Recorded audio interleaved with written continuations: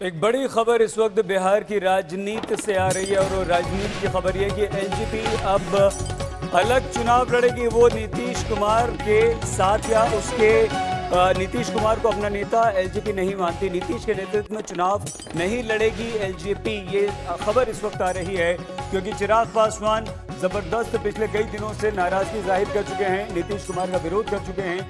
आप जानते हैं लोक जनशक्ति पार्टी के अध्यक्ष रामविलास पासवान और चिराग पासवान, लेकिन कई सारे बयान चिराग पासवान ऐसे दे चुके हैं। मुजफ्फरपुर की घटना हुई थी, उसके बाद राज्य की कानून व्यवस्था पर ध्यान देने की सलाह उन्होंने नीतीश कुमार को दे दी थी। इससे पहले एक बयान चिराग का और आ चुका था कि वो और तेजस्वी युवा हैं, साथ मिलकर काम कर सकते हैं। तो नीतीश कुमार के साथ क्या नहीं रहना चाहते हैं एलजेपी के नेता चिराग पासवान? सीधे हिमांशु मिश्रा के पास आपको लिए चलते हैं। हिमांशु, क्या हम चिराग पासवान के जो नीतीश के खिलाफ या विरुद्ध बयान पिछले कई दिनों से देख रहे हैं, सुन रहे हैं, ये उसका परिणाम है और यह खबर कंफर्म है या अभी कहीं कुछ गुंजाइश बाकी है सुलह सफाई की? देखिए सईद, मैं आपको बता दूं कि एलजेपी की पार्लियामेंट्री बोर्ड की बैठक चल रही है और आज बीजेपी को अपनी पहली लिस्ट जारी कर रही है। एलजेपी की तरफ से ये लगातार कहा जा रहा है कि वो जेडीयू के खिलाफ उम्मीदवार उतारेंगी क्योंकि जेडीयू और उनका कोई गठबंधन नहीं है। जेडीयू की तरफ से ये कह दिया गया कि एलजेपी के साथ उनका गठबंधन नहीं है, उनका गठबंधन बीजेपी के साथ है।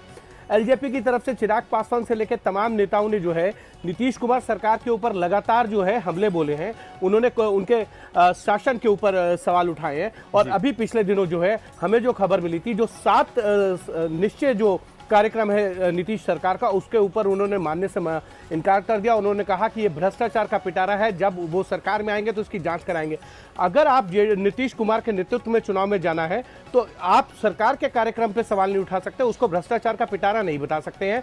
और अगर चिराग ने ये बता दिया तो उसका मतलब साफ था कि नीतीश और बीजेपी मिलकर चुनाव लड़ेगी, लेकिन एलजेपी एनडीए के साथ जाके चुनाव नहीं लड़ेगी। इससे पहले भी एलजेपी मणिपुर और झारखंड में अलग चुनाव लड़ चुकी है और उसके बाद मणिपुर में जब सरकार बनाने की बारी आई थी, बीजेपी को समर्थन की जरूरत थी, एलजेपी ने समर्थन दिया था। उनके एक विधायक जो जीत के आए थे उनको मंत्रिमंडल में शामिल किया गया था।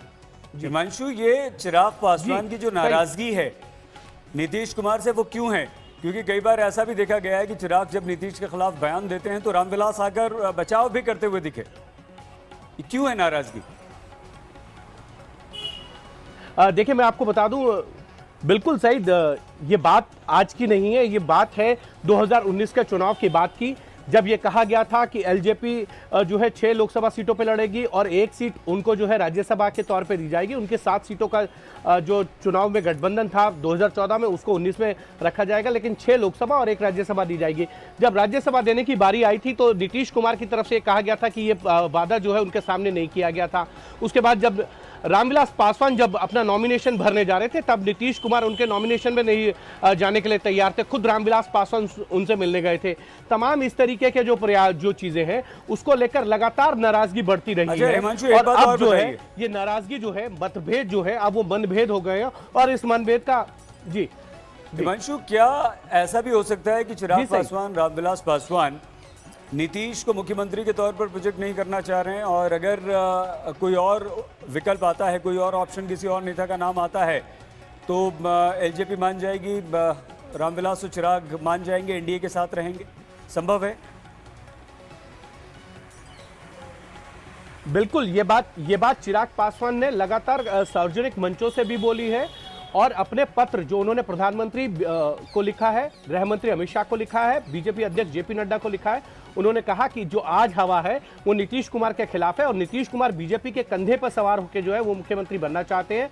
और ऐसे में अगर बीजेपी अपने अकेले चुनाव में लड़े या बीजेपी अपने मुख्यमंत्री को घोषित करती है तो एलजेपी उसका समर्थन भी करेगी और बीजेपी के साथ जाएगी। सीटों को लेकर कोई विवाद नहीं होगा, लेकिन बड़ी बात यह है कि नीतीश के नेतृत्व में जो है एलजेपी चुनाव नहीं लड़ना चाहती है। यह बात उन्होंने साफ कर दी थी और यह भी कहा था कि जहां जहां जेडीयू चुनाव लड़ेगी वहां वहां एलजेपी के उम्मीदवार जेडीयू के खिलाफ लड़ेंगे। बीजेपी के खिलाफ कोई जेडीयू जो है माफ कीजिएगा, एलजेपी जो है वो अपने उम्मीदवार नहीं उतारने जा रही है। तो ये बात तो तय हो गई है कि एनडीए को जो चोट पहुंचेगी वो एनडीए के एक घटक दल से पहुंचेगी और इसका नुकसान शायद एनडीए को उठाना पड़ सकता है आने वाले दिनों में विधानसभा चुनाव में। बहुत धन्यवाद हिमांशु मिश्रा, हमारे संवाददाता जानकारी